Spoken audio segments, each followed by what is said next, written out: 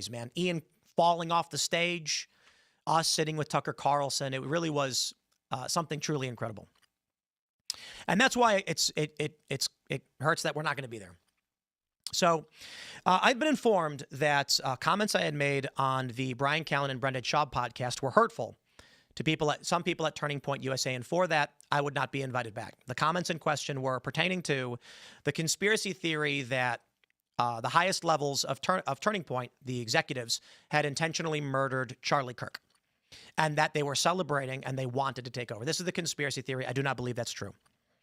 I have encountered many people who have said to me that these individuals who, I'm going to avoid saying names, but I think you know what I'm talking about. They're too happy. They're not grieving properly. They're celebrating. They're gloating about their viewership.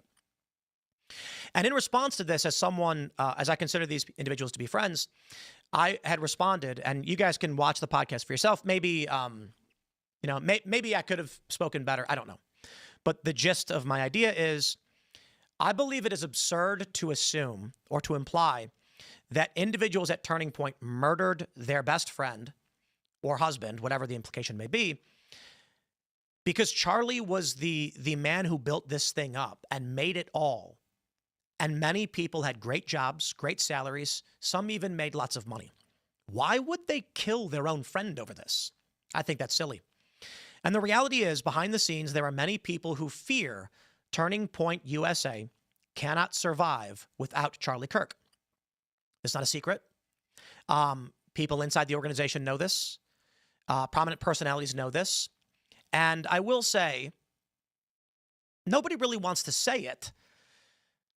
The point that I had made on the Callen and Schaub podcast was that they're trying to put on a strong face to say to the world, we will not be defeated. Terrorism will not stop us. And so they're displaying strength and trying to show that they're not going to be deterred.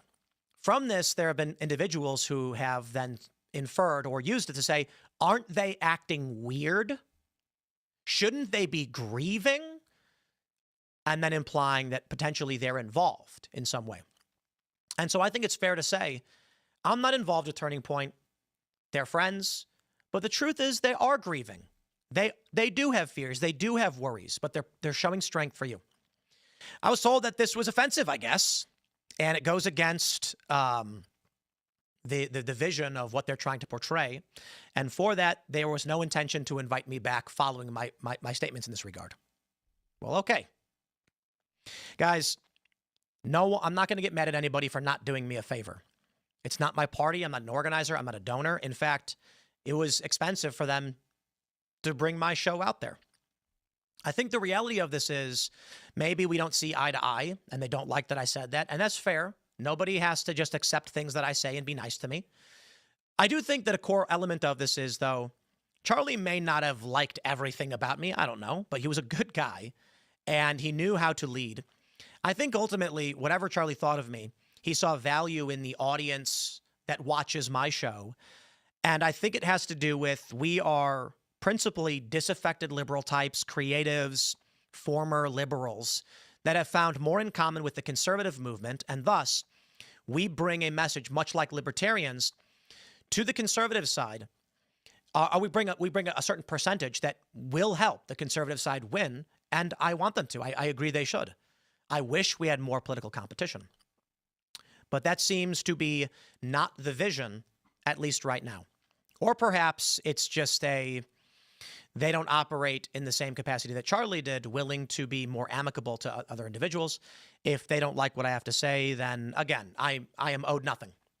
I owe them nothing. They owe me nothing. Now, initially, when I went to Phoenix, we did Timcast IRL for a week at the Turning Point Studios.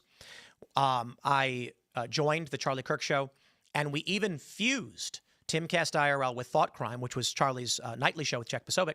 We did it all together, and I thought everything was going pretty well.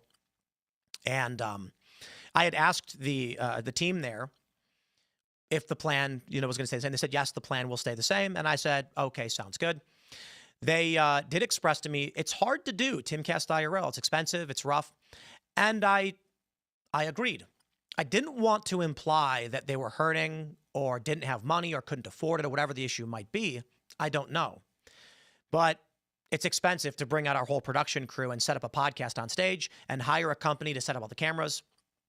And so I had offered some options and alternatives. I said we could do a shorter show, a bridge show. We could do a weekend show. We'll figure it out.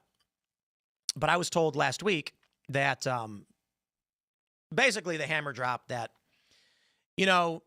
we'll try and see if we can have you here, but what you said was particularly hurtful, so we didn't intend on asking you back.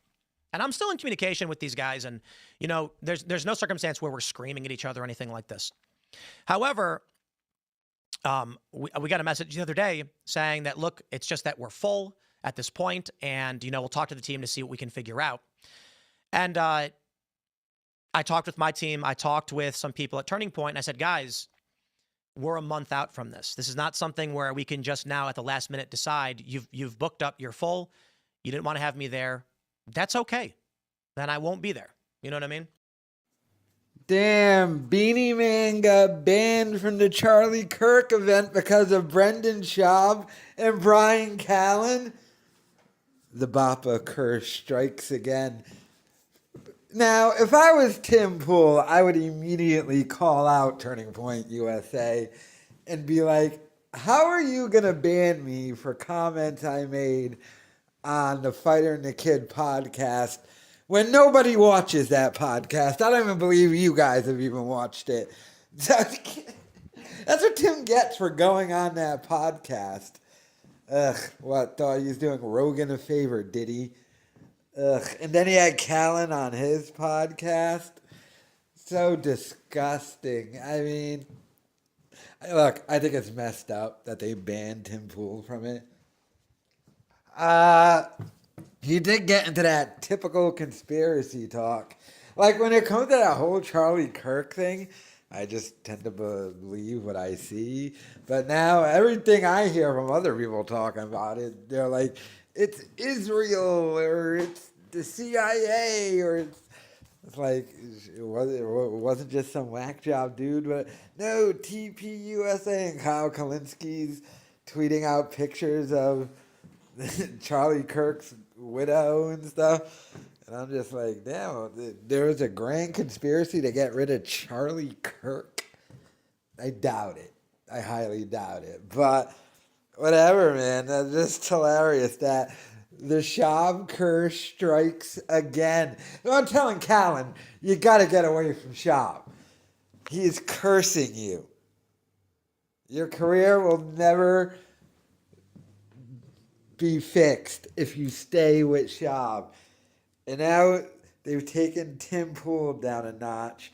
And now he's can't go to Charlie Kirk's thing because he associated with Schaub. The man has the stench of failure. Everything he touches turns to shit. And now Tim Pool is paying the price for it. He's going to go get a new beanie, a different color, and he was going to wear that there.